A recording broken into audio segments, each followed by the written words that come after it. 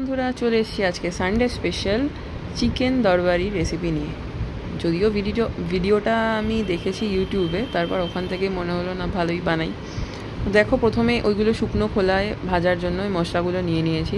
ওই মশলাগুলোই কিন্তু লাগবে, তো ওগুলো তোমরা নিয়ে নেবে। দেখতেই পাচ্ছ, এই দেখো এই মশলাটাকে আমি গ্রাইন্ডারে মিক্স করে নিয়েছি শুকনো খোলায় টেলে নেওয়ার পর। আর তারপরে সর্ষের তেলের মধ্যে কুচো করে রাখা পেঁয়াজগুলো দিয়ে দিয়েছি। তারপর ওর মধ্যে কিছুটা পেঁয়াজ ভাজা হয়ে গেল, ওর মধ্যে কিছুটা জল দেওয়ার পর এবার মিশিয়ে নিচ্ছি হলুদ গুঁড়ো। তারপর রয়েছে কাশ্মীরি মির্চি, যেহেতু কালারটা চেঞ্জ হওয়ার রয়েছে। তো এক এক করে সব কটা এগুলো মেশাবো। আর এরপরে যেই শুকনো খোলায় ভেজে রাখা মশলাগুলো পেস্ট করেছিলাম, তো ওগুলোকেই দিয়ে দিলাম। এরপর আসল ফ্লেভারটা বেরোতে শুরু করলো।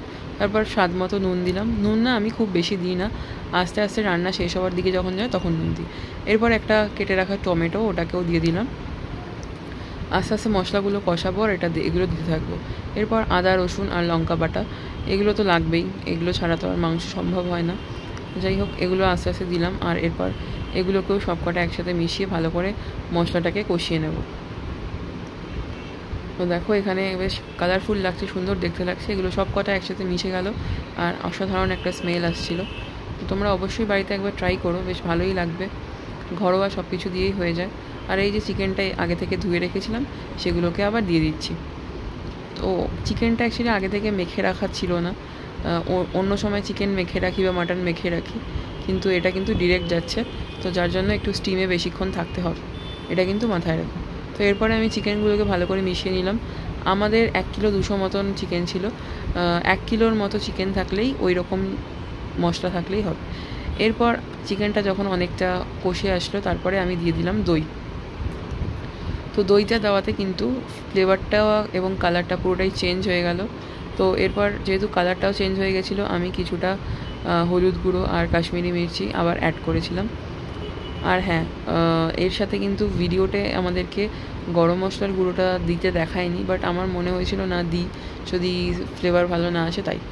আচ্ছা, এরপর একটু দইয়ের বাটিটা ধুয়ে জল দিয়ে দিয়েছিলাম। আর তারপর দিলাম একটু কাসৌরি মেথি ওপর থেকে। এটাও শুকনো কাসৌরি মেথি রয়েছে, তো এটা ওপর থেকে ছড়িয়ে দিলাম। তো এরপর দেখো, ভালো করে এগুলোকে মিক্স করে নেব। আর ফ্লেমটা একটু বাড়িয়ে দিয়েছি যাতে চিকেনটা সেদ্ধ হয়, কারণ চিকেনটা তো আগে থেকে সেদ্ধ হওয়া ছিল না। তো এইভাবে আস্তে আস্তে মিক্স করে নিচ্ছি। আর চিকেনটা মোটামুটি সেদ্ধ হতে শুরু করবে। তারপরে আমি একটু হলুদগুলো মেশালাম। আর তারপর লাস্টে একদম যখন দেখবে চিকেনটা সেদ্ধ হয়ে গেছে, তখন কিছুটা বাটার ওর মধ্যে ফেলে দেবে। দই আর বাটার থেকে কিন্তু বেশ কিছুটা তেল ছেড়েছিল, আমি আলাদা করে আর কোনো তেল দিইনি, তোমরা তো দেখতেই পেলে। ওই যে লাস্ট আমি পেঁয়াজ ভেজেছিলাম, ওই তেলের মধ্যেই কিন্তু রান্না হয়ে গেছে। ফাইনাল লুক হলো এটা। চিকেন দরবারি রেডি হয়ে গেছে, খেতে ভালোই হয়েছিল, ঘরোয়া পদ্ধতিতে বানালাম।